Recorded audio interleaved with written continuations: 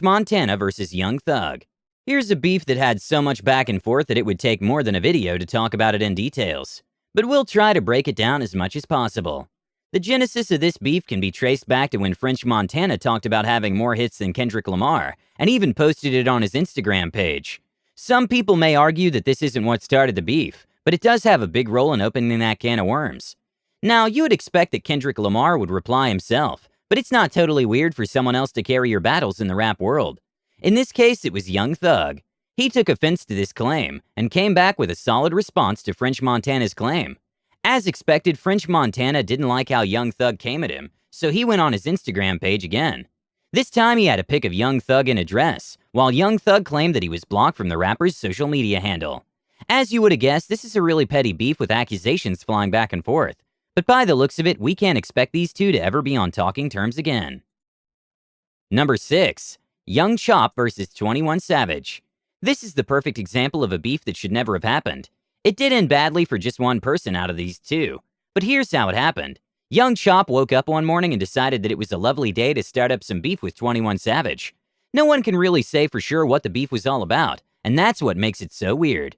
First, Young Chop got on Instagram Live and started some unnecessary drama with 21 Savage. There was a lot of talking. He even went as far as posting on his story as well. And here's where it gets a bit interesting. Young Chop claimed that 21 Savage was scared of him, up to the point of running away from the rapper at the studio. This was not proven by anyone either, so we don't know if it ever happened. All this time, 21 Savage hasn't said a word in reply, and many people would have assumed that it would continue like this for a while. But that didn't happen for long. Young Chop posted a video on his Instagram page, riding through 21 Savage's hood looking for him. At this point, 21 Savage decided that it was enough, and while Young Chop's dumb decisions landed him behind bars, 21 Savage had the last laugh. Number 5. Mase vs. Diddy. The rap world can never forget the mid-90s, when Mase and Diddy were pushing hit after hit. It was one of those times that people never stopped rocking to these beats. But times have changed, and today the two are anything but friends. Their recent beef is about publishing rights. It all started with a speech that Diddy gave at the 2020 Grammys, where he talked about black excellence and how artists should take back control of their work.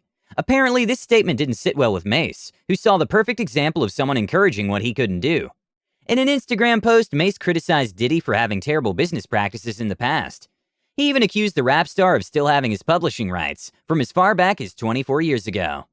It gets interesting when Mase added the fact that he had offered Diddy $2 million to buy the rights to his music, but Diddy refused, saying that he already had a better offer. Meanwhile, Diddy gave him only $20,000 for his work. As you can well imagine, Mase was really insulted by this, and now their relationship is all but non-existent. Several other stars have weighed in on the beef, asking both sides to settle things amicably. That hasn't happened yet, but we'll keep watching. Number 4. Stormzy vs. Wiley. In the last few years, we've witnessed a lot of back and forth between Stormzy and Wiley. Although the two were good friends, they've both been calling themselves out on who's better in the industry. And then the beef escalated so much that they decided it should be solved at the O2 Arena. Although Wiley challenged Stormzy to a rap battle, to which the rapper replied no thanks, Stormzy has since declared himself the winner of the feud. At the time, they fired back at each other in a series of tweets, where Stormzy said he could bury him right in front of the UK audience. Well, at least this is some healthy beef about who is the king of rap that doesn't have roots in thuggery or attempted murder. Still, there's more to come with these two. Number 3. Lil Pump vs. TJX6. In February 2020, fans were shocked when Lil Pump announced that he was done with his music career. But then just a few days later, he ended his very short retirement and even laughed at people who believed that he would actually quit music. So of course, he was pissed when he shared a snippet from his song in March 2020, and TJX6 quoted the video with accusations that Lil Pump had stolen his Detroit flow. He replied TJ6 saying that he made it all himself. It's been about a year since then, but these two don't see eye to eye anymore. Number 2. Joe Budden vs. Jay Electronica. This is one of those beefs that we were finally able to see its end. It all started with a podcast and some opinion that someone wasn't too happy about. Joe Budden listened to Jay Electronica's album on Budden's podcast and had a lot to say about it, mostly criticisms. In fact, his disapproval over this album was so much that Jay couldn't help but respond to it. He then sent out a tweet talking about how he had never heard about Joe Budden's albums. After a while, things between the two artists became better, as the beef cooled down. They even showed love to each other, while we got to see an old video of the two hanging out. And so while one side was hurt about the opinion he never asked for, things did end well eventually. Number 1. 6ix9ine vs. everyone who hates snitches.